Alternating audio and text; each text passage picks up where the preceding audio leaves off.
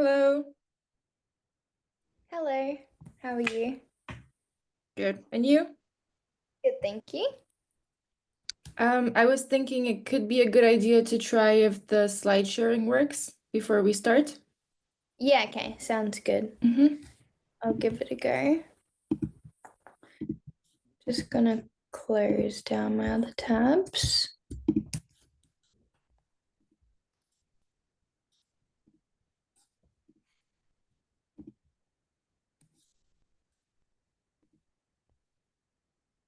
Can you see Okay, that? great. Yeah, Okay, yeah, cool. perfect.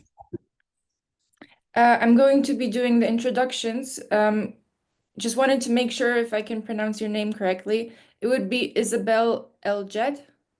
Yes, correct. Okay, okay. I'm always really scared of pronouncing a name wrong, so thank you. No, that's perfect. Great. Perfect. And where are you from? I'm from Australia, so Sydney, Okay. Australia. Mhm. Yes, what about yourself? I could tell by the accent. That's true. Yeah, makes sense. I'm from Poland. Oh, awesome. Hello. Hi. It's a bit quiet. Um, maybe if you could speak closer to the microphone. Yeah, is this better? Yeah, yeah, this is great. Awesome. I'm going to be moderating and making the introductions. I first thought it would be good to test out if the screen sharing works for the presentation slides. So maybe if we could do that now or before 11, that would be great. Yeah, I can try mine if that's Great. Yeah. Mm-hmm. Yeah, I already did mine, guys, so the floor is yours. um,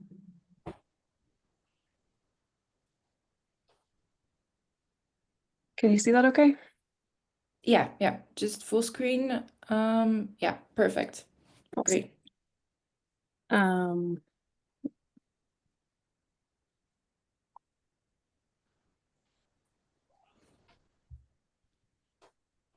And the first presentation would also be yours, the first talk. yeah. Okay. Mm-hmm. Perfect. And then also the slides by Isabelle work and by Amanda Krause. Hello.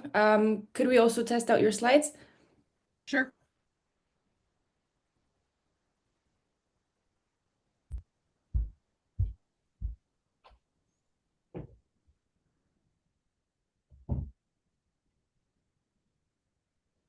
Is that showing? Great. Perfect. Yeah. Let me Great. just make sure that they move. Yep. Great.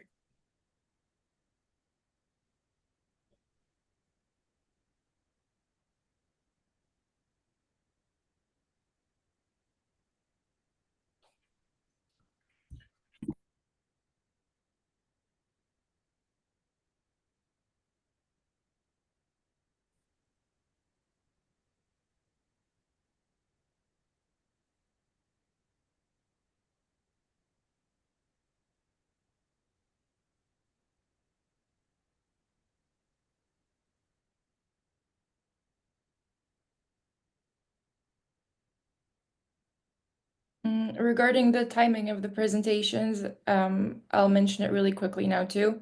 We have maximum 10 minutes for both the presentation and the questions. So if the presentation, the talk is a bit shorter, we can fit some questions, but if it's 10 minutes, then there would be no questions. So it would be great to make it a bit shorter to fit in questions. And we really have a strict cutoff in order to fit everything.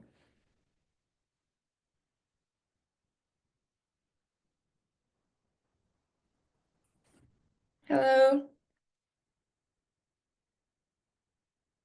Hi, Anna. I didn't see you somehow. Like I started to the lobby. Okay, I'm just here to support you.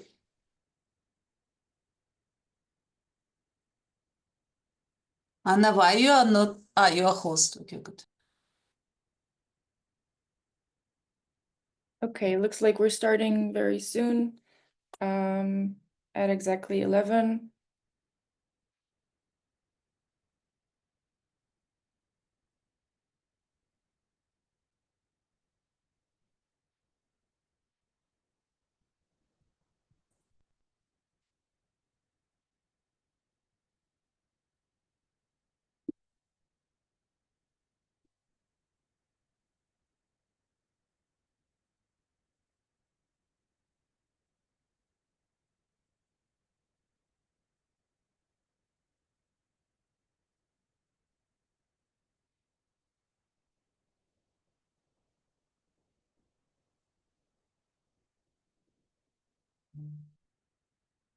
All right, I think we'll get started now. Hello, everyone. Welcome to Lightning Talks 1 through 3, which will be by Aoife Mahoney. I hope I'm pronouncing it right. Isabelle, Eljed, and Amanda Krause. I will be the moderator for these upcoming talks. Like I already mentioned previously, I'd kindly ask the speakers to be mindful of the time because we're not allowed to delay the sessions. Each speakers will have 10 minutes in total. This includes both the presentations and the Q&A afterwards. Before we start, I'd also like to mention that this session is recorded. I hope this is all right with everyone. If it's not, please let me know now. Yeah, and I think we can get started with the first talk now by Aoife O'Mahony. Thank you. Thank you. Okay. Can you see that okay? Perfect. Yeah. Okay. Excellent. Okay, so hi everyone, I'm Aoife, and today I'll be talking about our project, which explores discrepancies between protocols and published scoping reviews. So various studies have shown that discrepancies are very common between there we go. So yeah, various studies have shown that discrepancies are very common between systematic reviews and their protocols. And that can be really challenging for authors to navigate dealing with, as well as being a potential source of bias if the changes and the reasons for those changes are not disclosed. But we don't really know how common these kind of discrepancies are for scoping reviews. So scoping reviews are more flexible and iterative than systematic reviews, and they bring specific methodological and logistical challenges. So that may make them more likely to deviate from the original plan. And this, as we said, may be a cause of bias, but also whether bias creeps in here or not, it can still be a real challenge for authors to deal with and to really know how to report the deviations transparently. So this study aims to investigate methodological discrepancies between completed scoping reviews and their protocols, using the field of implementation science as an exemplar. And implementation science is an applied field that uses psychological theory and behavior change strategies to help implement evidence-based interventions into real-world settings. And that can take many different forms in many different settings, but it's very commonly used in healthcare settings, and that is the field that we are involved in within our team. So scoping reviews are very popular in implementation science to accommodate the volume and diversity of the literature that we tend to have to explore. Also, they are very helpful for accommodating the often interdisciplinary focus and the complexity of the topics involved that implementation science typically deals with. And because implementation science is intended to be a really practical and applied kind of discipline and area of psychology, any biases in the evidence base that we use can be really detrimental to the real world settings where the insights from scoping reviews would be used. So this study was really inspired by a scoping review that we're doing at the Health Implementation Research Hub at University College Cork in Ireland, and by the many different logistical and conceptual and methodological changes that have occurred in the plan since the protocol was first written a few years ago now. And due to the many different hands that the review has passed through in the meantime. So this is a methodological study of scoping reviews sourced from 5 key journals in implementation science. So we restricted it to 5 journals to keep it, feasible for us to extract and to represent the key journals in the field. And by searching the journal websites using the term scoping review in quotation marks, we obtained a total of 459 results. We screened these to determine if they are completed scoping reviews on implementation science topics. and that they have cited and claimed to have used a scoping review framework to guide how they were conducted. Of the 74 eligible articles that we obtained after that, we checked the remaining ones for whether they have a protocol available, and found that just under half of these did, which was actually a little bit higher than we were expecting, because while protocols are kind of expected for systematic reviews, they're much less commonly used for scoping reviews, even though they are recommended for them now. So we're moving forward to data extraction with 36 reviews. We developed a data extraction tool based on various different guidance for conducting and/or reporting a scoping review. And that has been piloted, and feedback has been obtained from the rest of the team. So it's now being refined. And it'll be a concurrent two-part process of extracting data from the review and the protocol, coding whether there is a discrepancy in relation to some particular characteristic, and if so, coding the nature and extent of that, whether there's been any acknowledgement by the author of the discrepancy, and any justifications provided for that change. So we'll be looking at the prevalence of discrepancies between the protocols and the final review publications. We'll be looking at the nature and extent of the discrepancies, so whether the change is an omission, an addition, or a modification, and also with the extent, whether they're major or minor. So at the moment, we think we'll probably end up having to code major and minor inductively, because the previous examples from other studies aren't really applicable to what we're doing, or we're kind of not that happy with them. So if anyone has any examples or knows of anything that might be useful to us in how we approach this, we'd be very interested in hearing about that. So we'll also be looking at how commonly the discrepancies are acknowledged, where in the paper those are reported, and kind of how, and what justifications are given for these changes, so that we can kind of understand if there are particular characteristics that, tend to be particular aspects of the review process that tend to have challenges the most, and what the kind of reasoning for this is. And we're hoping to have that completed by October, and expecting that the findings will inform scoping review guidance, particularly guidance on reporting these kind of protocol review discrepancies, possibly also some training or resources for researchers and students conducting scoping reviews as well. Because if we know the most common kind of pitfalls and things that tend to be more challenging than expected, then we can help researchers to better anticipate those from the beginning. So I'd just like to acknowledge the rest of the team and our international collaborators, as well as Evidence Synthesis Ireland, who are funding this study, and the Health Research Board, who are funding my job. So thank you very much.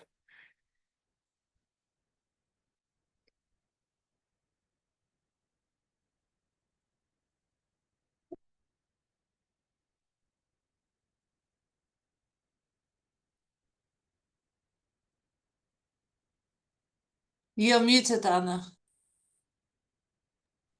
Thank you. We have just under 3 minutes for questions. So if anyone has any questions now.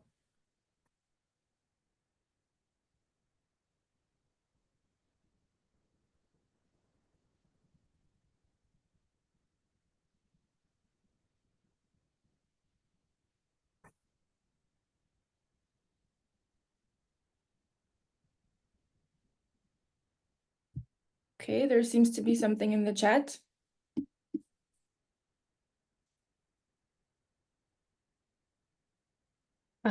So whether there are any recommendations for where to report these discrepancies? Not really. We did have a look through and see if we could find any guidance on this, and there isn't really.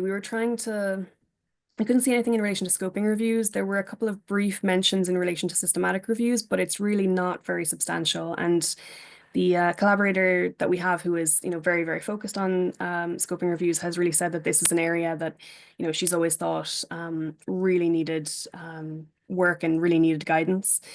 So we're hoping that we will be able to inform the development of that kind of guidance, but at the moment there's not really anything kind of substantial. And for whether I anticipate more major or minor changes, I think it's difficult to be sure. I think there probably will be a lot of minor changes, but it really depends on how that gets defined. So one of the reasons we didn't adopt the kind of approach that previous studies have used is that they often coded things as minor discrepancies that we would consider really negligible, like where it's a minor rephrasing that doesn't change the meaning at all. So I think if we had gone that approach, we'd end up overwhelmed by minor changes.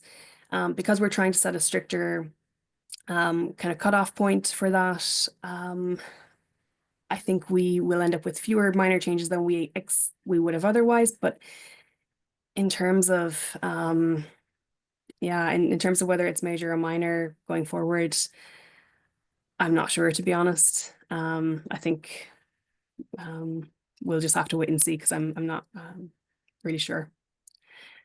Okay, thank you very much.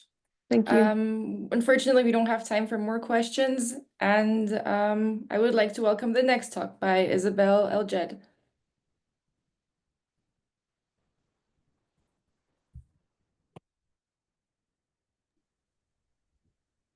Thank you. Can everyone see me okay? Yes. Awesome. All right. So my name's Isabelle Eljed. I'm currently studying my 4th year in psychology at James Cook University here in Australia. And today I'm going to be presenting the preliminary findings of our project exploring student and staff experiences of an online research-focused resource library. So on the back of COVID-19, the importance of online effective learning materials really came to light. And this rings especially true for subjects such as research methods and statistics, which many students find inherently difficult and can produce negative attitudes, ultimately resulting in reducing engagement, performance, and even retention in such subjects. We're also learning that students are preferring interactive and accessible resources, especially in virtual learning environments. So that's where open educational resources, or OERs, come into play. They are free online learning tools designed for non-commercial use, offering a cost-effective alternative to traditional textbooks. And students are performing just as well, if not better, when using OERs in comparison to traditional textbooks. So despite all the positive noise around OERs, research has not fully explored factors that hinder or support their adoption. So that's where this current study comes in, and it aims to evaluate the effectiveness and perceived value of an online research-focused interactive resource library. It investigates undergraduate and postgraduate psychology students' engagement with and perceptions of the library, as well as educators' experiences and evaluation of its utility for teaching and supervision. So if you cast your eyes to the bottom of the screen, you'll see my little diagram there pointing to stakeholder feedback 1. And what that represents is that we're currently in phase 2 of a broader project timeline. And as you can see, further refinement and feedback will be gathered before the official resource launch. So how did we do this? We used an exploratory qualitative approach, which involved one-on-one online walkthrough interviews on our sample of 13 students and 2 academic staff members who are part of the JCU psychology department. We also gathered consent and demographic information via Qualtrics survey platform, and then conducted a reflexive thematic analysis following Braun and Clark's 2019 recommendations. So in terms of student perspectives, our preliminary findings revealed 4 overarching themes. The first being information delivery, which can be split into the overall resource layout and then the contents page layout. So when it comes to the overall resource layout, students were preferring the continuous page of information where they had to scroll through and use little drop-down arrows to release or hide information as they felt necessary. In terms of the contents page, they felt what was already there was intuitive, user-friendly, and engaging. They also spoke to the level of detail in the resource, and they felt that everything they needed was kind of in the one place. And that was something they really loved about it. So they even said it was valued as a one-stop shop for statistic support and report writing. In terms of the perceived audience that this resource would be suitable for, students said that you might need a good foundational understanding of research methods and statistics as the resource currently stands. And in the same token, it might be a little bit overwhelming for some beginners at the moment. In terms of future improvements, they recommended adding things such as decision trees to help students decide what test is appropriate to use, as well as glossaries, video tutorials, and quizzes to make the resource even more interactive. In terms of staff perspectives, they spoke to current limitations, such as minor usability issues with file downloads and an overuse of technical jargon in some sections. They also spoke to the benefits of the library, and they perceived it to be helpful for promoting independent learning in students, especially in those students who might already be struggling with statistics, and in general, that a resource of this nature can support teaching and supervision more broadly. In terms of future improvements, they recommended expanding the content beyond what's already there to incorporate further information around research design and qualitative methodologies.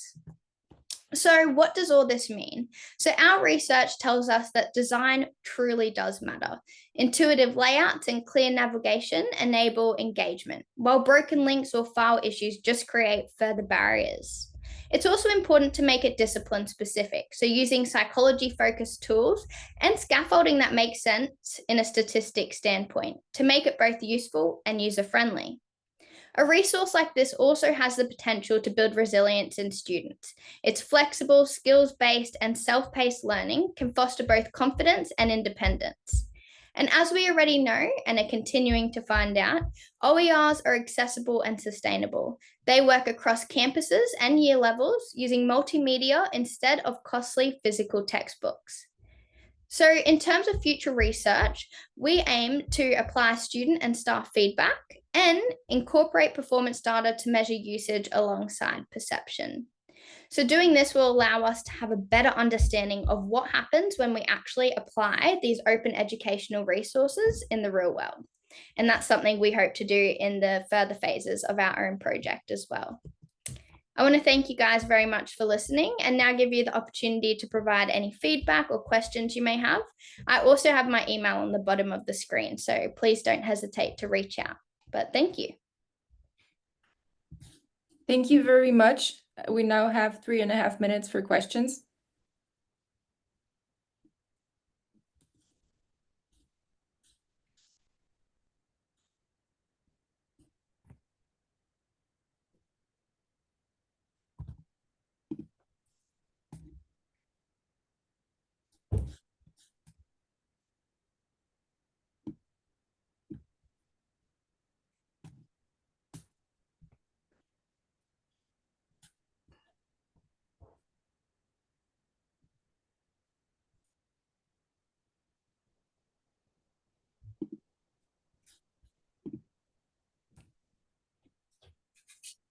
All right, in this case, thank you very much once again.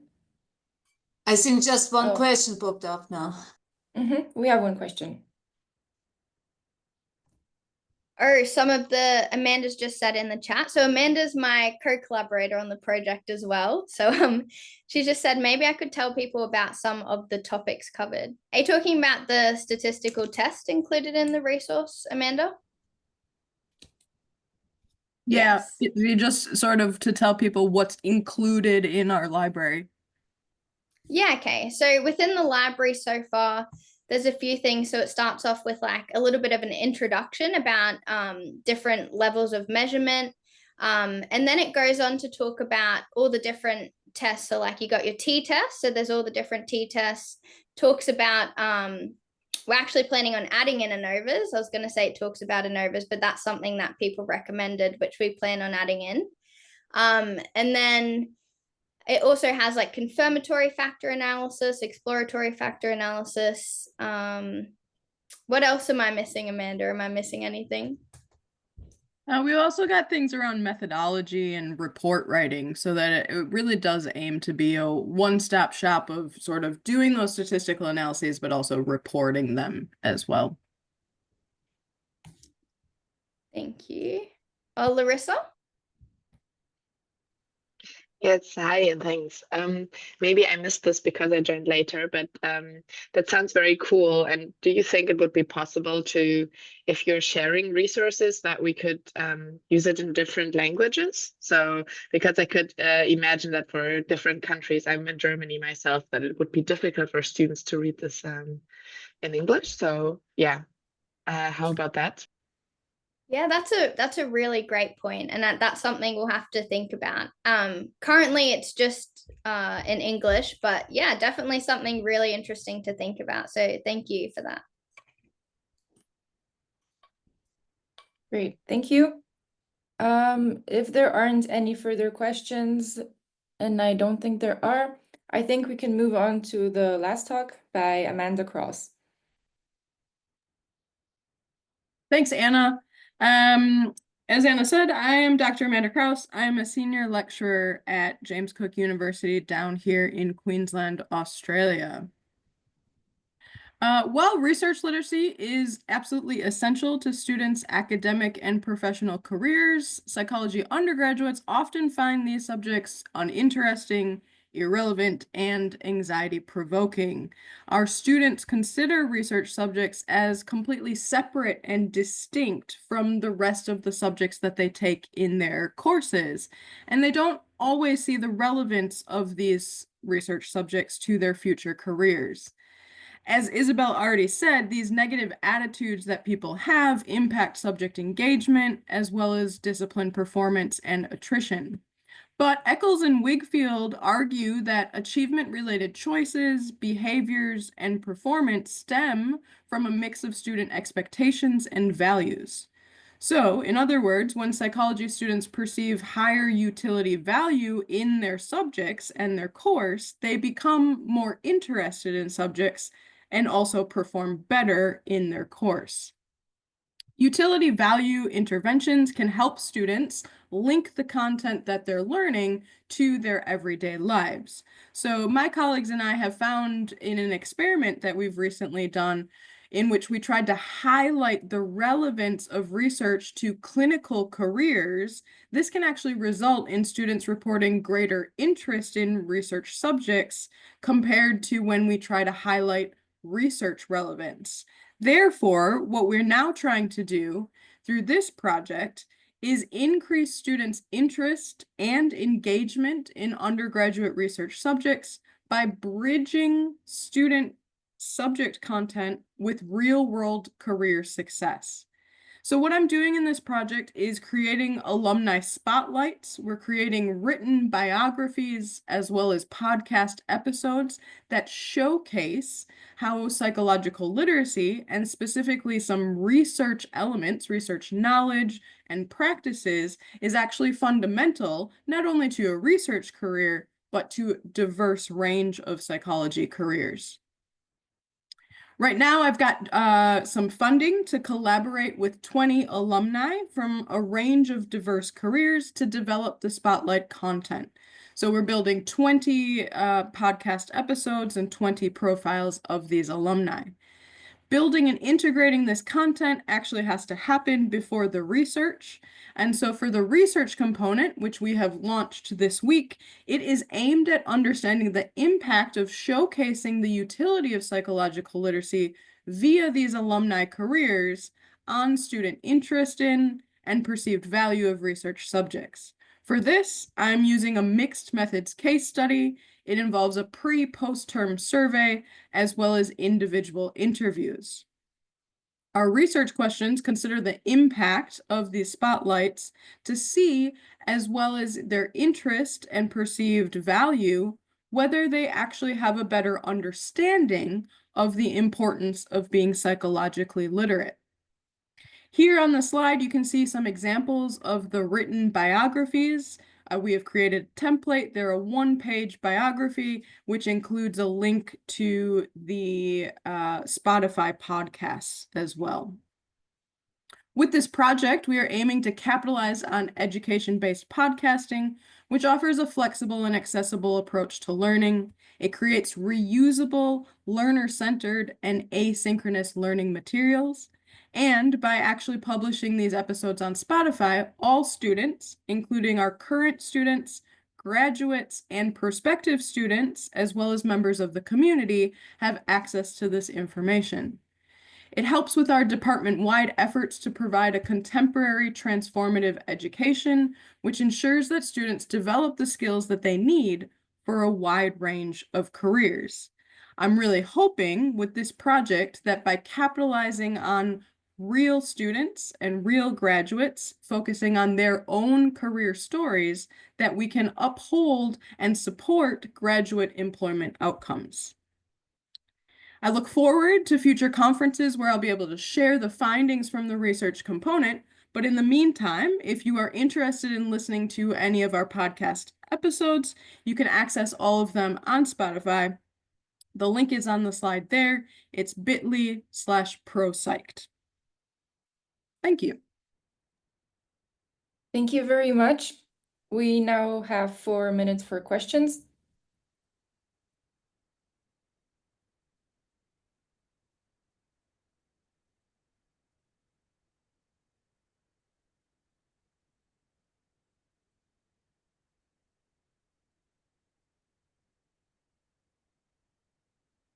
Addie has asked a question in the chat, which is, how did I choose the alumni to spotlight? We worked from a university database of psychology graduates. My criteria was that they had graduated in either an undergraduate or postgraduate course from our university. But beyond that, I was looking for a range of people. We have campuses in Australia and Singapore, so I wanted to get people from both campuses, a range of ages, and then most importantly, a diverse range of careers. Ali has asked, which research skills am I emphasizing? Why did I choose them? I actually did not necessarily plant which skills to emphasize.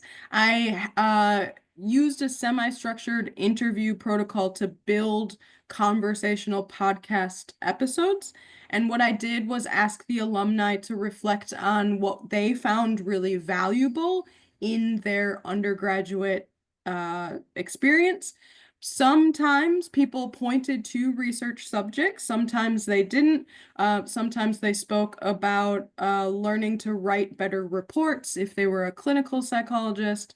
A couple people did speak to learning research methods, conducting interviews. And so I was really guided by what the alumni were saying, because I did want to create true representations of their experiences. So we actually have quite a few different skills that have come about in quite natural conversations.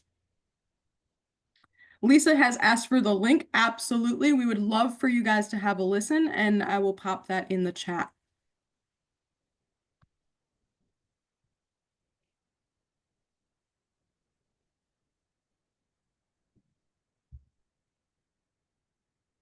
All right, we still have 1 more minute for questions.